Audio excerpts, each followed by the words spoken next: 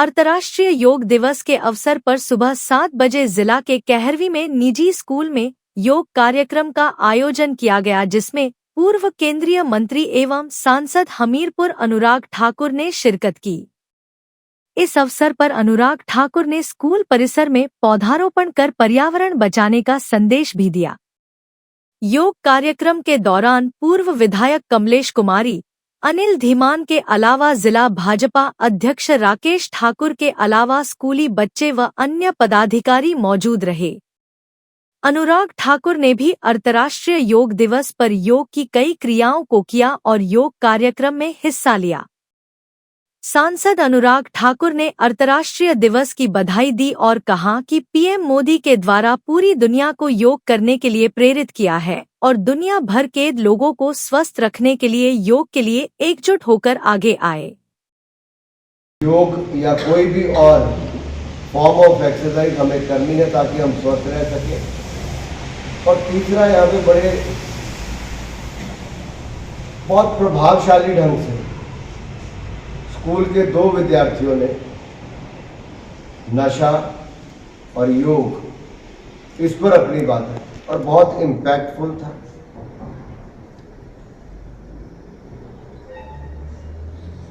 नशे की जब हम बात करते हैं तो मैं यही कहूंगा, आज मैं देखता हूँ कोई 20 साल के लड़के की मृत्यु हो रही है, कोई 22 साल का, कोई 23 साल का, कोई 25 साल, और 25-27 साल से नीचे वाले ही मर रहे हैं जिन्होंने अपने जीवन देखा ही नहीं।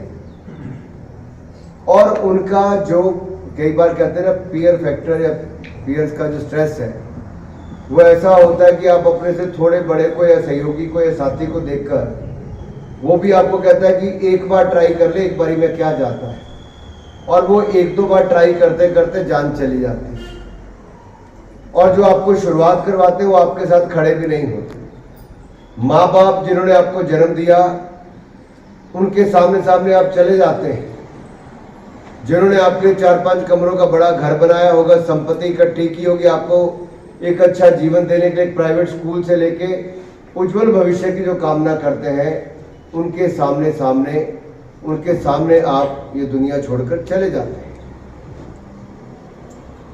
और एक छोटी सी भूल हमें एक अच्छा जीवन जीने की बजाय नशे की लत लगाकर अपने परिवार को कष्ट और देश को एक होनहार युवा साथी छोड़कर चला जाता है।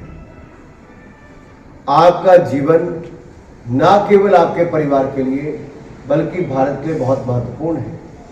आज हमारा भारत पिछले 11 वर्षों में, मात्र 11 वर्षों में 11वें नंबर की अर्थव्यवस्था से दुनिया की 4थी बड़ी अर्थव्यवस्था बन गया।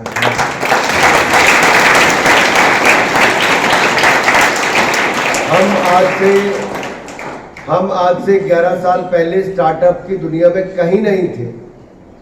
आज आप सबको अंतर्राष्ट्रीय योग दिवस की बहुत बहुत बधाई और शुभकामनाएं देता हूं।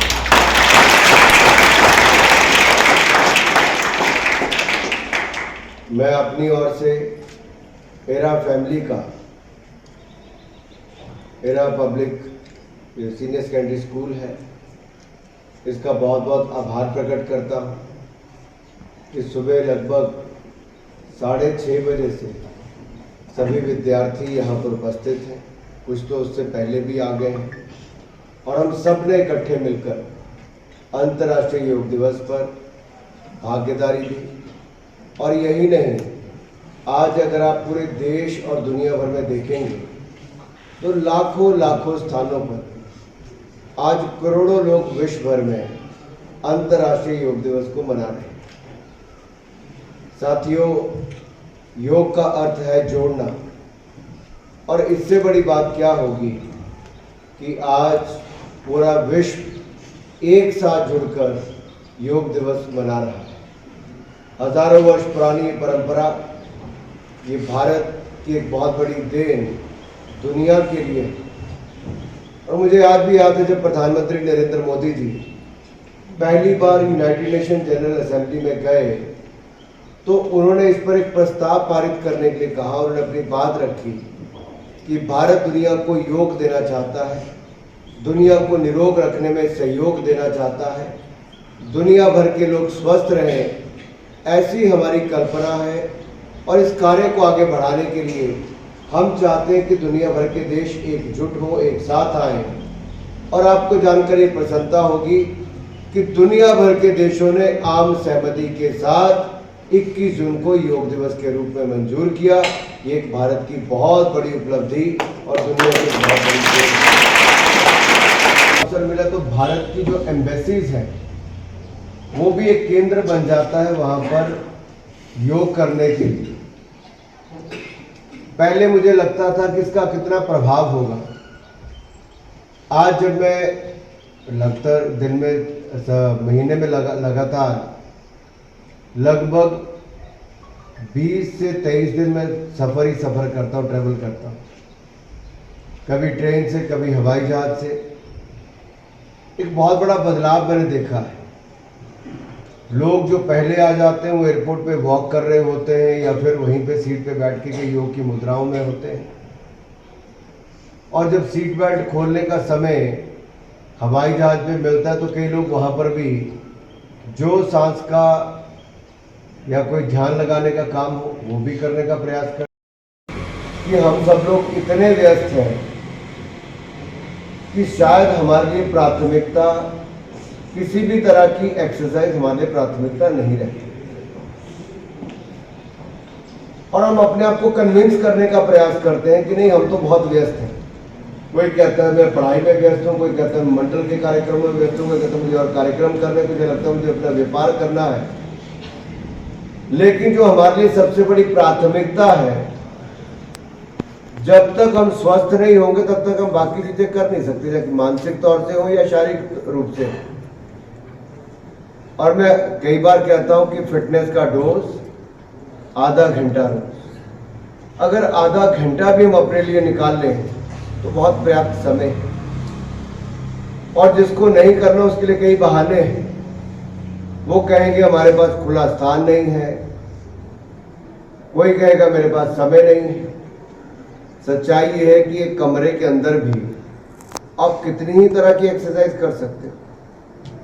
योग के अलावा बाकी भी बहुत सारी है। डिपेंड करता है कि हमें करना क्या है। अगर हम अपने आप को मानसिक रूप से स्वस्थ तैयार कर लेंगे कि हमें एक्सरसाइज करनी है, हमें योग करना है, तो दुनिया की कोई ताकत हमें रोक नहीं सकती। जहां तक हमें सेशन देते हुए बताया गया कि पेट साफ होना चाहिए योग करने के लिए, बिल्कुल सुबह करें तो सबसे अच्छा है। सुबह ना भी कर पाए तो ब्रीदिंग एक्सरसाइज तो आप अपने ऑफिस से लेके अपने स्कूल या अपने घर पे कहीं पे भी कर सकते हैं और इसके लिए कोई रोक टोक नहीं है। शरीर वैसा ही बनता है जैसा हम उसको ढालते हैं। और अगर लंबा जीना है, स्वस्थ जीना है, तो फिटनेस का डोज आधा घंटा रोज और निरोग रहने के लिए योग हर रोज ये करने की बहुत आवश्यकता है। मैं ईशा फाउंडेशन के सेंटर से जो सदगुरु जी की टीम आई है, मैं उनका भी आभार प्रकट करता हूँ कि आपने आकर हमें जो कुछ स्टेप्स बताए, देखने में बहुत आसान लगते थे कि इसमें नया क्या है, लेकिन उन स्टेप्स को अगर हम सही तरीके से करें तो पता चलता है कि उसका प्रभाव क्या है, उसका लाभ क्या है। यानी कि अगर आप हाथ को ऊपर करते समय अगर जोर नहीं देंगे और इनहेल नहीं करेंगे और एक्सहेल कब करना है वो आपको पता नहीं होगा, तो शायद उसका लाभ ही नहीं हो। और नीचे बैठते समय अगर एड़ी हवा में नहीं होगी तो भी उसका लाभ नहीं होगा।